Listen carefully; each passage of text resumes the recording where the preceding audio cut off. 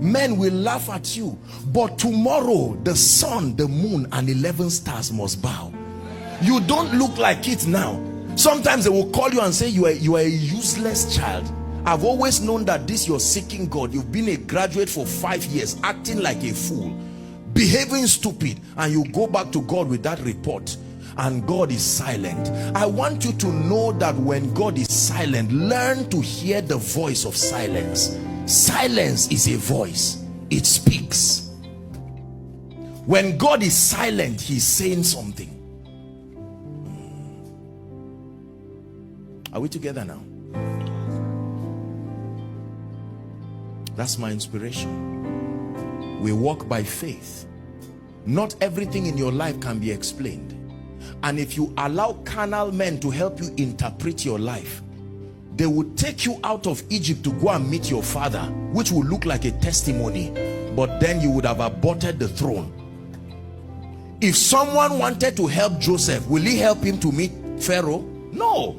If someone wanted to help Joseph, he would try to smuggle him out back to Jacob, and Jacob will say, thank you, you've given me my son, but Israel will die, Jacob will die, the covenant will never work.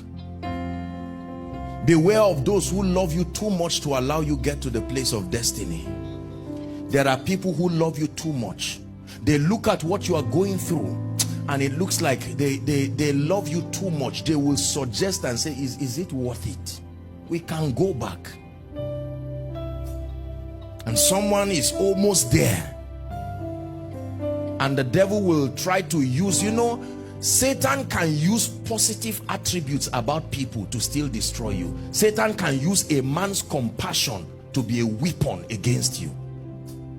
Look at what happened to Peter. No, Jesus, I love you. I mean, it was the compassion of Peter that was being used by Satan, and Jesus said, no. If you are not a man of the spirit, you say, Jesus, you are harsh. What kind of person are you? Get thee behind me, Satan. That's not compassion. He's taking the vulnerability of Peter and using it to manipulate Jesus away from the cross. Listen, pass through whatever you have to pass through, knowing that although it may not make sense, it is still called favor. Favor is not always positive and worthy of laughter and celebration at first. There are pathways, my brothers and my sisters, that is so rare. God is passing you. You are walking your way to your Sabbath. By the time you get to that dimension, you will sit in a seat that no power can take back. The pain is a track record. There are men today, the only thing prospering them is their stories, not their new revelation.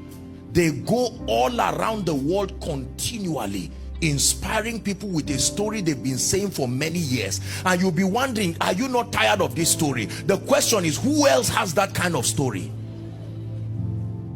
Until they find a worthy replacement for that story, that man remains at the top. But when he was passing through that story, he would never have known that that story had monetary value.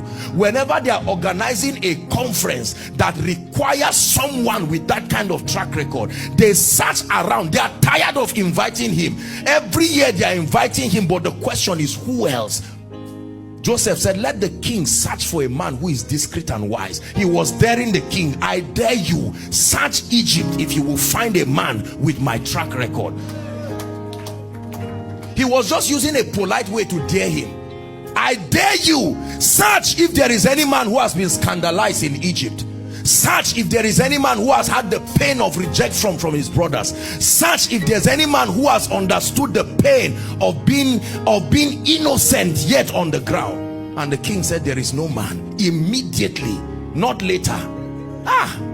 Immediately, my brothers, let hope, let it rise. Please rise up on your feet.